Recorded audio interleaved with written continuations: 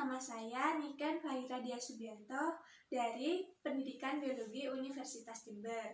Nah, kalian hari ini apa kabarnya? Semoga selalu tetap sehat ya, amin. Dan jangan lupa tetap semangat belajar dalam menuntut ilmu. Dan juga di dalam masa pandemi ini, jangan lupa tetap selalu patuhi protokol kesehatan dimanapun kalian berada. Dan jangan lupa juga jauhi kerumunan ya. Berbicara mengenai pandemi COVID-19, hari ini kita akan belajar mengenai materi virus, dari sejarah virus, struktur virus, bentuk-bentuk virus, dan reproduksi virus. Nah, sebenarnya yang dimaksud dengan virus itu apa sih?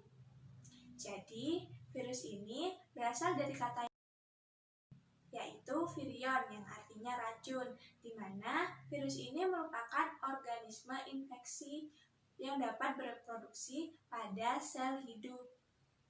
Sebelum kita membahas lebih jauh terkait struktur virus dan reproduksi virus, kita mengenal terlebih dahulu mengenai sejarah virus. Nah, sejarah virus ini dimulai pada tahun 1883, di mana ada seorang ilmuwan Jerman yang bernama Adolf Meyer. Nah, beliau ini meneliti adanya penyebab penyakit bercak kuning pada tumbuhan tembakau. Nah, penelitiannya ini dengan cara beliau mengekstrak tumbuhan yang terkena penyakit, kemudian disemprotkan kepada tumbuhan yang sehat. Setelah melalui pengamatan mikroskop, ternyata hasilnya memiliki ukuran lebih kecil dari bakteri, sehingga kesimpulannya makhluk hidup yang menyebabkan penyakit mozaik tersebut lebih kecil ukurannya daripada bakteri. Beberapa tahun berikutnya, di tahun 1892, ada seorang ilmuwan Rusia yang bernama Dmitri Ivanovsky, di mana ia melakukan percobaan yang sama seperti Adolf Meyer. Ekstraksi dari tembakau yang terkena penyakit mozaik, ia saring dengan menggunakan saringan bakteri. Ternyata hasilnya masih lolos, sehingga ia berkesimpulan bahwasanya patogen tersebut merupakan bakteri yang ukurannya sangat kecil. Beberapa tahun berikutnya, di tahun 1897, terdapat ilmuwan Belanda yang bernama Martinus Beijering. Ia melakukan percobaan dengan cara menyuntikkan ekstraksi tumbuhan tembakau yang mengalami penyakit mozaik ke tumbuhan yang sehat. Nah, hasilnya menunjukkan bahwasanya patogen yang menyerang tumbuhan tembakau tersebut tidak berkurang daya serangnya. Sehingga beliau berasumsi bahwasanya patogen yang menyerang tumbuhan tembakau tersebut dapat bereproduksi. Di tahun 1935, seorang ilmuwan Amerika yang bernama Wendell Sterley menemukan bahwasanya patogen yang menyerang tumbuhan tembakau tersebut dapat dikristalkan, dan ia berasumsi bahwasanya patogen tersebut bukanlah bakteri, melainkan makhluk lainnya yang kita sebut sebagai virus. Selanjutnya, karakteristik virus. Virus ini memiliki ukuran yang sangat kecil, antara 20-300 nanometer, dan hanya dapat dilihat menggunakan mikroskop elektron. Sangat kecil bukan? Maka dari itu, di masa pandemi ini kita dianjurkan untuk selalu menggunakan masker dimanapun dan kemanapun kita berada. Kalian jangan lupa pakai masker ya. Kemudian yang kedua yaitu virus hanya tersusun atas satu asam nukleat saja, antara DNA atau RNA. Virus juga dapat dikatakan benda hidup, karena virus tersusun atas protein dan satu asam nukleat. Kemudian, virus juga dapat dikatakan sebagai benda mati, karena virus ini merupakan aseluler, tidak tersusun atas sitoplasma dan organel-organel sel lainnya, dan juga dapat dikristalkan. Karakteristik virus lainnya yaitu virus dapat bereproduksi. Hanya saja, reproduksi virus ini terjadi pada makhluk hidup lain, sehingga dapat dikatakan virus ini bersifat parasit obligat, di mana ia tidak dapat hidup jika ia tidak menumpang. Selanjutnya, bentuk-bentuk virus.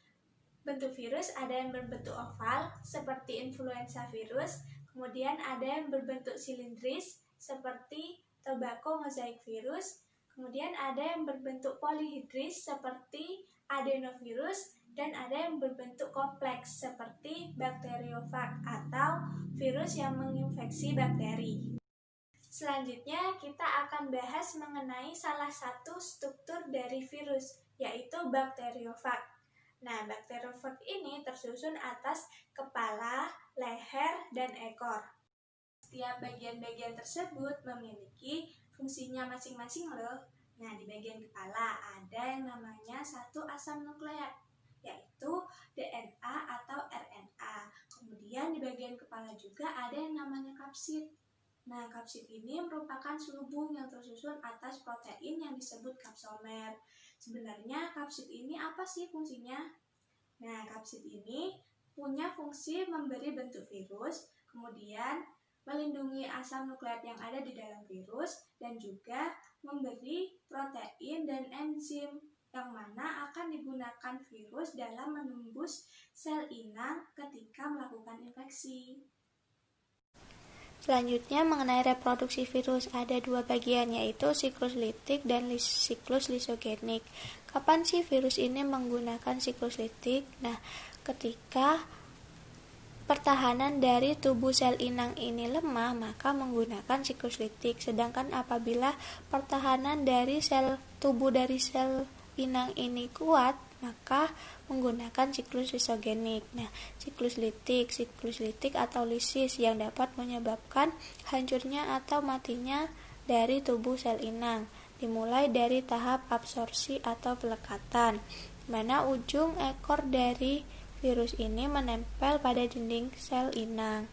Kemudian mengeluarkan enzim lisozim untuk melubangi dinding sel inang. Kemudian tahap kedua, tahap penetrasi, di mana DNA dari virus ini masuk ke dalam sel inang. Kemudian pada tahap ketiga, yaitu tahap sintesis, di mana terjadi penghancuran dari DNA sel inang sehingga membuat sintesis DNA bakteri atau DNA sel inang ini berhenti bekerja, dan secara utuh itu DNA dari virus ini mengendalikan kehidupan sel yang ada di dalam sel inang ini. Kemudian akan membentuk salinan asam nukleat virus DNA atau RNA yang kemudian akan membentuk bagian-bagian seperti komponen tubuh-tubuh virus seperti bagian ekor, bagian kepala, dan bagian kapsidnya. Kemudian di tahap perakitan. Nah, pada tahap perakitan ini tubuh virus yang masih terpisah-pisah seperti kepala, bagian ekornya, bagian serabutnya akan menjadi virus yang utuh. Nah, pada fase ini bisa terjadi atau bisa dihasilkan itu mencapai 100 sampai 200 buah dari virus. Nah, setelah itu tahap lisis atau litik, di mana kerja enzim dari lisozim tidak untuk melubangi dinding sel inang, tetapi membuat dinding sel inang ini mengalami pecah, dan akhirnya pada reproduksi ini diikuti oleh pelepasan virus-virus baru yang telah siap melakukan replikasi ulang dan menemukan sel-sel inang baru.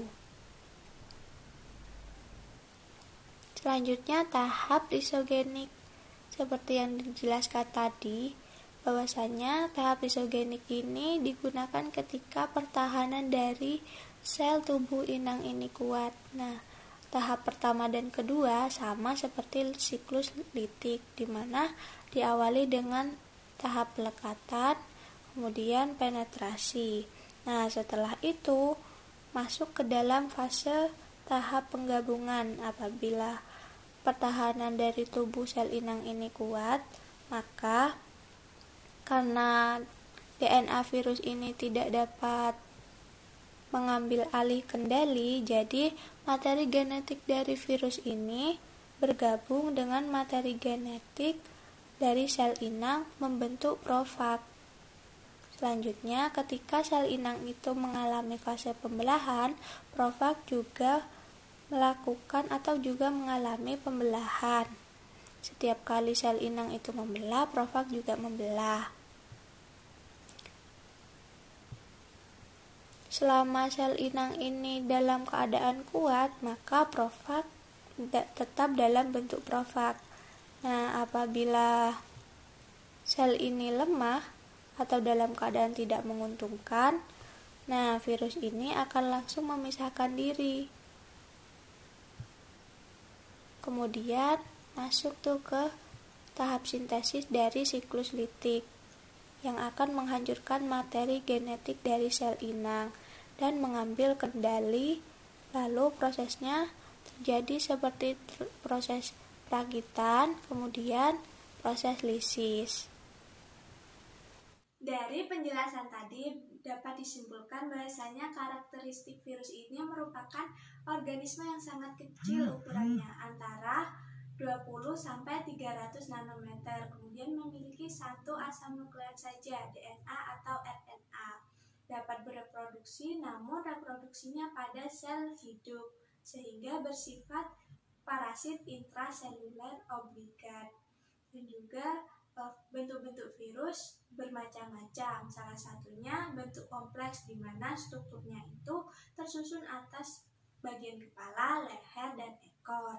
Dan juga reproduksi virus ada dua tahapan, yaitu siklus litik dan siklus lisogenik, di mana apabila pertahanan dari tubuh sel inang ini kuat, maka akan melakukan siklus lisogenik. Nah, semoga pembelajaran hari ini dapat tersampaikan dengan baik, dan jangan lupa tetap semangat ya dalam belajar walaupun kita belajar di rumah. Saya akhiri, wassalamualaikum warahmatullahi wabarakatuh.